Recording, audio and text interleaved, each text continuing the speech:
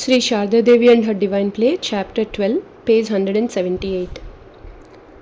Holy Mother believed that a picture is the same as the person it depicts. Later, she described a vision that she had at Puri. I saw Jagannath, a lion among men, as it were, seated on the sacred altar, and I was attending him as his handmaiden. She also saw Jagannath as Shiva. In Puri, Holy Mother manifested the utmost humility. The main temple priest, Govinda, knew that Holy Mother was the wife of Balaram's guru, and he suggested that she take a palanquin to the temple from her residence.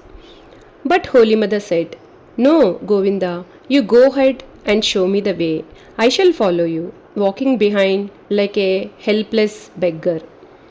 She and her companions visited all the important temples in Puri on foot. Later, Holy Mother related one of her experiences in Puri.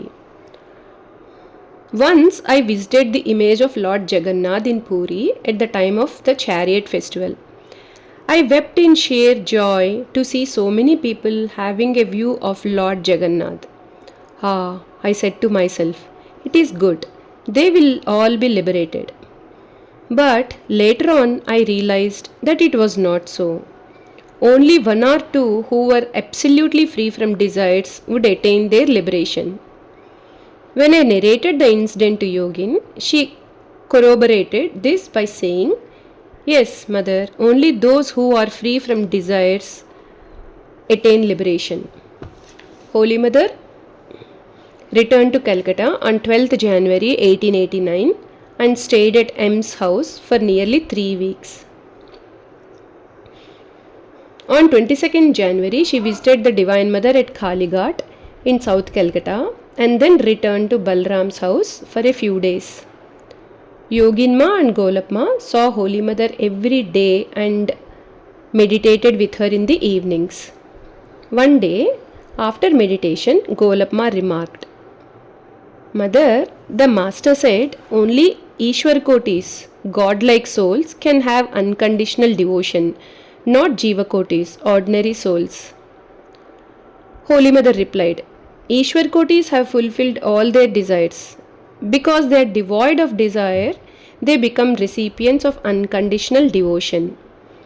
Jiva Kotis have innumerable desires, so they cannot have unconditional devotion." "It seems that I shall never achieve unconditional devotion," Golapma said. "Why not, Golap? If you can give up desire, you will attain it." "Can a jiva give up all desires?" "Yes, one can give up desire. That is why one is supposed to practice japa, meditation and other spiritual practices. The mantra purifies the body.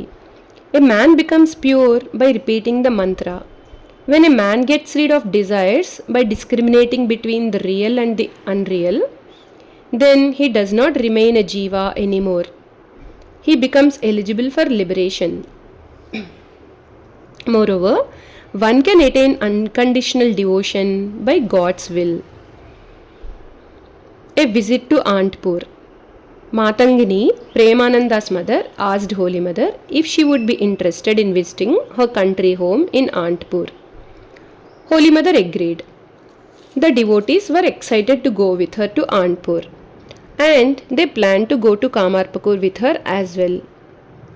On 5th February 1889, Holy Mother left for Antpur with Matangini, Krishna Bhavani, Yoginma, Golapma, Lakshmi, Yogananda, Sharadananda, Nirmalananda, M, and Tulsiram Ghosh, Premananda's elder brother. Vivekananda, Premananda, Vaikunta Sanyal were already in Antpur. When Holy Mother's luggage arrived, Vivekananda carried it with great joy and playfully pretended to be a horse, making Holy Mother smile. Matangini was a wealthy woman and also a devotee of the Master. She and her sons were delighted to be in the company of Holy Mother and the Master's disciples. It was a truly festive occasion. After spending a week in Anantapur, Holy Mother left for Kamarpakur with Lakshmi, M. Golapma and Sharadananda by bullock cart via Tarakeshwar. After staying for 3 days in Kamarpakur, the party returned to Calcutta, leaving Holy Mother there. Holy Mother returns to Belur.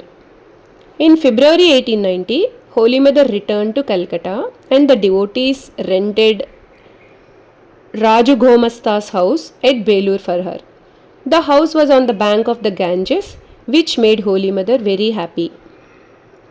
Holy Mother went to M's house at Kambuliatola in Calcutta on March 4th, 1890. At that time, she remembered that the master had not been able to perform the funeral ritual for his departed mother because he was a monk, and he had asked her to offer a pinda, the traditional sacrificial cake, at the feet of Vishnu in Gaya. To fulfill his wish, on 25th March, she and Swami Advaitananda went to Gaya. On the way, they stopped at Devaghar and saw Vaidyanath Shiva. After performing the ritual to Vishnu in Gaya, she visited Bodh Gaya, where the Buddha attained enlightenment. When Holy Mother saw the wealthy monastery in Bodh Gaya, the pitiable condition of the master's disciples came to her mind. She tearfully prayed, "Master, my children do not have a good place to stay. They do not have sufficient food to eat, and they roam from door to door begging. I wish they could have a monastery like this." Her prayer was answered in 1898 when Swamiji established Belur Mutt after returning from the west. On 2nd April 1890, Holy Mother returned to Calcutta. At that time, Balaram was critically ill, so she stayed with his family to help them. The master was very fond of Balaram and his wife, and their house was his Calcutta residence. Now and then he spent the night in their house and ate with them. After the master's death, Balaram took care of Holy Mother and the master's monastic disciples. Balaram passed away on 13th April 1890. Holy Mother consoled his family and stayed with them until the Shraddha ceremony was performed on 13th May 1890. Jai Ma.